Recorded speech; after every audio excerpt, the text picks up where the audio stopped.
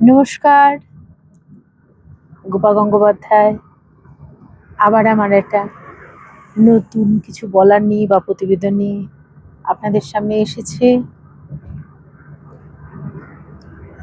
চলমান গাড়ির মধ্যেই চলতে চলতেই বলি, আমরা তো জীবনে চলছি, অভিজ্ঞতার নিরিখে চলছি, বয়সের সঙ্গে সঙ্গে চলছি, দেখছি, অভিজ্ঞতা সঞ্চয় করছি। জীবনের ছোট ছোট ছোট বড় বড় তুচ্ছাতি তুচ্ছ ঘটনা, মানুষের মনোভাব সংগ্রহ করতে করতে এগিয়ে যাচ্ছি। এই যে বাংলাদেশে দীপু দাসকে জ্বালিয়ে মারা হলো, জীবন্ত দগ্ধ করে মারা হলো, বর্বরতার একটা চূড়ান্ত সীমায় চলে গেল মানুষ। এদের মানুষ বলা যায়? ধর্মের ওজোর তুলে একটা মানুষকে মেরে ফেলে দেওয়া। সত্যি কি সেই ইসলাম ধর্ম সম্বন্ধে কিছু বলেছিল? তার ভিডিওটা ভাইরাল হয়েছে, দেখেছি। আমরা শিক্ষিত, অশিক্ষিত, অর্ধশিক্ষিত প্রত্যেকেই। নবীকে নিয়ে তার বক্তব্যটা কি সত্যিই এমন কুৎসিত ছিল? তাকে জ্বালিয়ে পুড়িয়ে মেরে দেওয়া দরকার ছিল? পুলিশ তাদের উন্মত্ত ইসলামী জঙ্গিদের হাতে তুলে দিল। আসলে বাংলাদেশের পুলিশরাও এক একজন জঙ্গি, পুরো দেশটাই জঙ্গি বনে গেছে। ইসলামকে মান্যতা দিতে গিয়ে আসলে এরা ইসলামকে মান্যতা দিচ্ছে কি জানি। কোনো ধর্মের কথা লেখা আছে কি না আমি জানি না, তবে কোরআনের কিছু কিছু অংশ জানি যেখানে অমানবিকতাকে প্রশ্রয় দেওয়া হয়নি, তবুও ধর্মের জিগির তুলেই তাকে মেরে, ব্যক্তিগত আক্রোশটাকে ধর্মের জিগিরে মিশিয়ে দিয়ে তাকে মেরে দেওয়া হলো। তাহলে ধর্মের জিগিরটা এমনই, একজন ইসলামিক মানুষও তাতে প্রতিবাদ করেনি।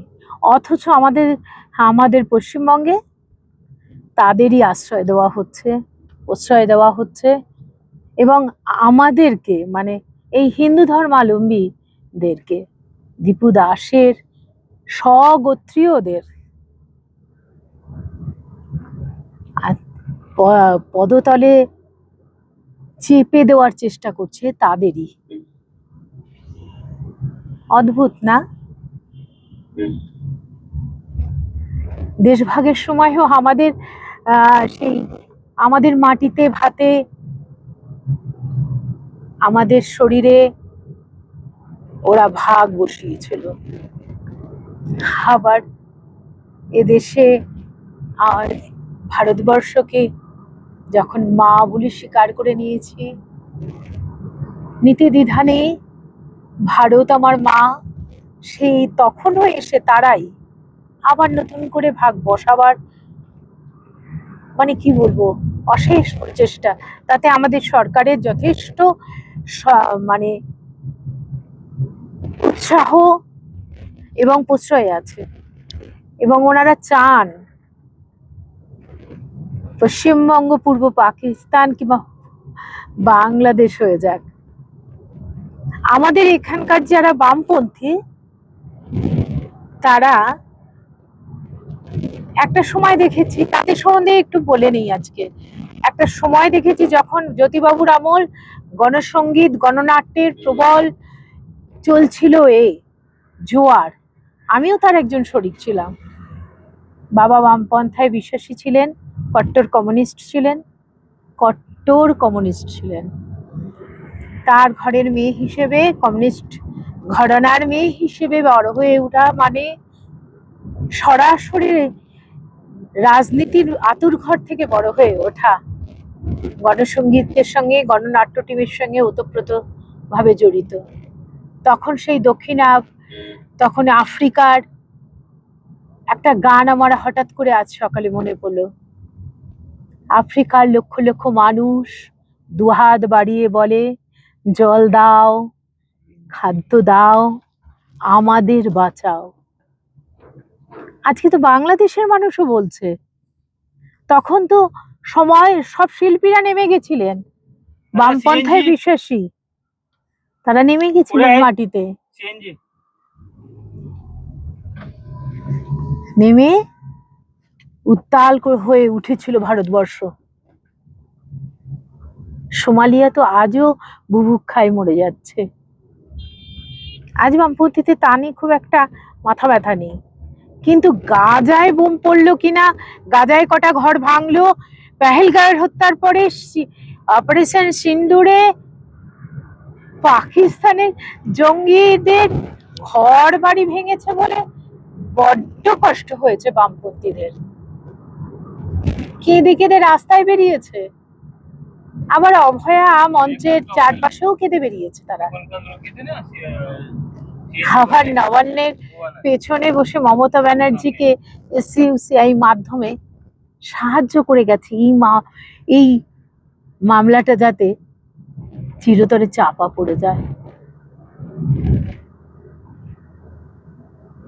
এই তো বামপন্থীদের ভূমিকা। বাংলাদেশ থেকে বামপন্থী মনস্ক যত পরিচালক আছে টালিগঞ্জে, তারা বাংলাদেশ থেকে এই জয়া আহসানের মতো আরো কিছু কিছু নায়ক আছে যাদের অভিনয় দক্ষতা আমি অস্বীকার না করেও বলতে পারি, ওরকম অভিনয় দক্ষতা আমাদের টালিগঞ্জের কম নেই। এখনো খুঁজলে টালিগঞ্জে তো এখন নতুন করে কিছু খোঁজাই হয় না, ধরতে গেলে প্রতিভা কম নেই তো। খুঁজলে আরো অনেক প্রতিভা পড়ে আছে আনাচে কানাচে, তাদের খোঁজই চলে না। বাংলাদেশ থেকে হায়ার করে নিয়ে এসে আমাদের ট্যাক্সের পয়সায় তাদের সিনেমার মজুরি মেটানো হয়, চলে যাচ্ছে পয়সাটা বাংলাদেশে। অথচ তারাই দীপু দাসের হত্যাকাণ্ড, চিন্ময় প্রভুর কারাবাস এ নিয়ে মুখ খোলে না। রোজ হুমকি দেয় সেভেন সিস্টার দখল করে নেবে। কাদের দিয়ে নেবে? পাকিস্তানকে দিয়ে। অপারেশন সিঁদুরের ধাক্কাটা পাকিস্তানের বুকে এখনো বোধহয় লেগে আছে। নমস্কার, আর কি বলবো বলুন। বামপন্থীদের এই দ্বিচারিতা, কমিউনিস্ট ভাব, আসল কমিউনিস্ট শব্দটা বিলুপ্ত প্রায় শব্দ, এটাই আর মানুষের বিশ্বাস নেই। মার্ক্সবাদ, কমিউনিস্ট পার্টি বিলুপ্ত পৃথিবী থেকে। আদর্শটা বইয়ের পাতায় পাতায় লেখা আছে, দেশটা অন্যরকম হয়ে গেছে। এখনো আমাদের জেগে ওঠার সময় আছে, জেগে উঠুন। যারা দেশটার ক্ষতি করছে, এই বামপন্থীরা, এই কংগ্রেসিরা, সঙ্গে তৃণমূলের হাতিয়ার হয়ে, তাদের সমূলে নিপাত করুন, এটাই আবেদন।